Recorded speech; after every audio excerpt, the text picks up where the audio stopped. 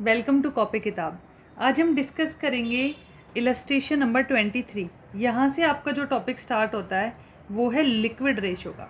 ठीक है, अब देखो लिक्विड रेशो को हम क्विक रेशो भी कहते हैं और एसिड टेस्ट रेशो भी कहते हैं। ठीक है, अगर कोई भी नेम आ गया एग्ज़ाम में तो आपको ध्यान रखना है ये किसकी बात हो रही है, लिक्विड रेशो की बात हो रही है।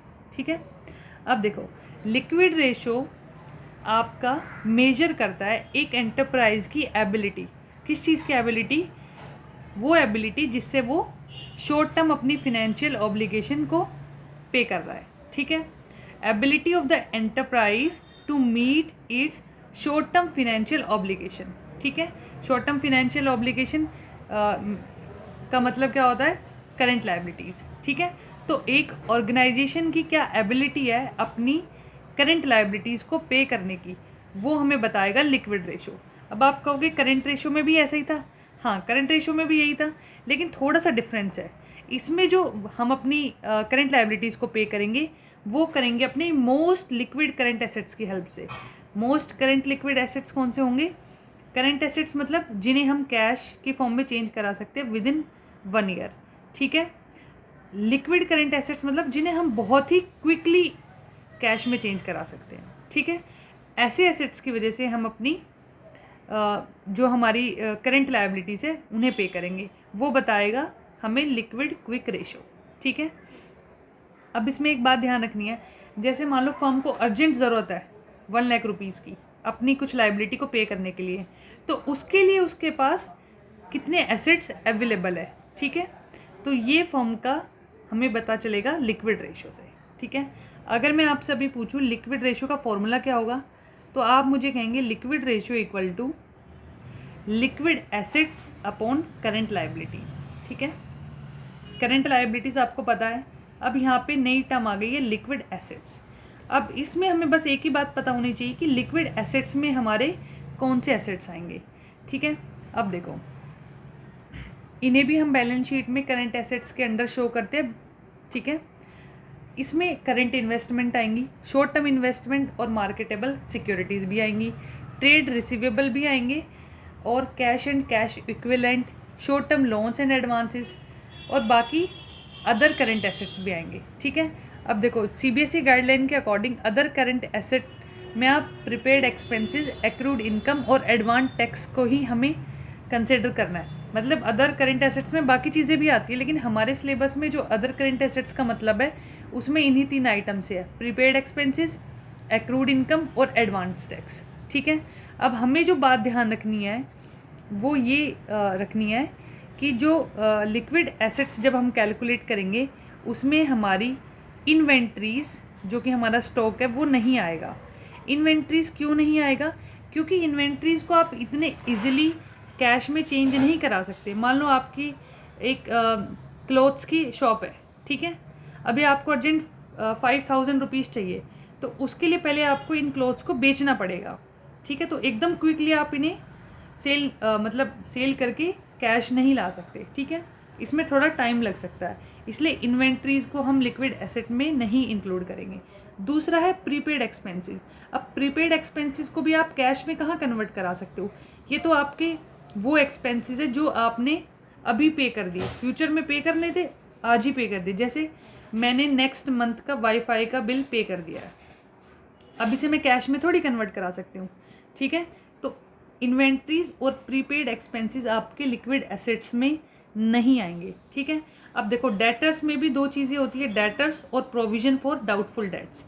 अब आपको ध्यान रखना है यहाँ पे आपको नेट डेटर्स लेने हैं लिक्विड एसेट्स में। क्यों? क्योंकि जो हमने प्रोविजन बनाया है अब वो तो डाउटफुल डेट्स का है, उनका तो पहले ही भरोसा नहीं है कि वो लोग पैसे देंगे या नहीं देंगे, उनको कैश में कन्वर्ट कराने की बात तो बहुत दूर की है, इसलिए हमें नेट डेटर्स लेना है अपना। ठीक है, अब देखो जो हमारा आइडियल क्विक रेशो होना चाहिए वो होना चाहिए 1:1।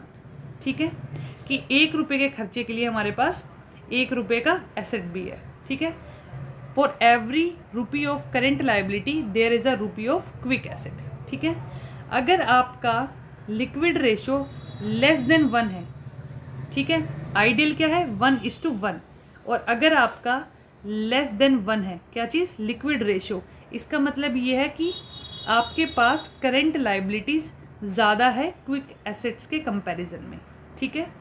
तो ये कोई बहुत अच्छी बात नहीं है एंटरप्राइज के लिए, ठीक है। तो फिर लिक्विड रेशियो का जो ऑब्जेक्टिव है मेन, वो यही है कि हम ये पता कर सके कि एंटरप्राइज या बिजनेस जो फर्म है हमारी, वो इस मतलब एक कैपेबल है कि वो अपनी immediate short term financial obligation को पे कर सके, ठीक है। तो वो कैपेबिलिटी को हम एसेस करने के लिए ये रेशो निकालते हैं। अब जो बात है वो है लिक्विड क्विक रेशो, वो हमारा ज़्यादा बेटर इंडिकेटर है लिक्विडिटी का, ठीक है। ये बात हमें ध्यान रखनी है। उसके बाद हम क्वेश्चन स्टार्ट करते हैं अपना question number 23।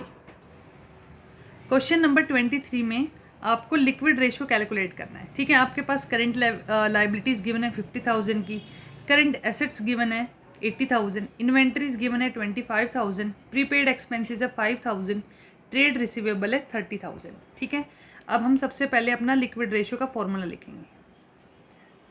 Liquid ratio equal to liquid assets upon current liabilities, ये फॉर्मूला आपको ध्यान रखना है,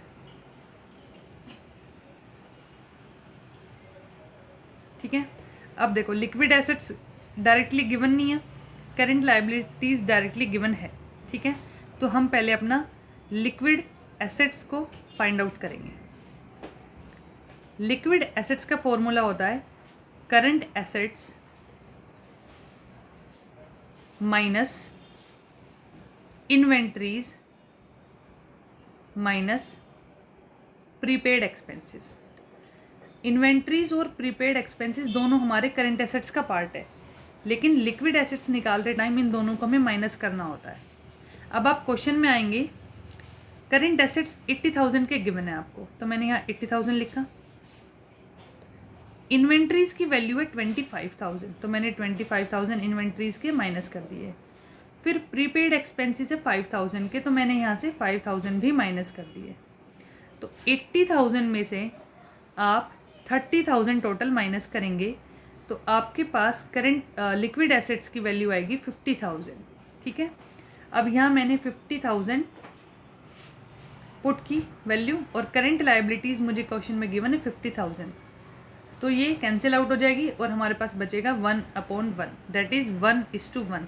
आपका लिक्विड रेशियो आया है 1:1। इसका मतलब है कि 1 रुपये की फिनेंशियल ऑब्लिगेशन के लिए, करंट लायबिलिटी के लिए आपके पास 1 रुपी अवेलेबल है, ठीक है। और 1:1 हमारा आइडियल रेशियो भी है, तो ये बहुत ही अच्छी बात है फर्म के लिए, फर्म की लिक्विडिटी बढ़िया है, ठीक है।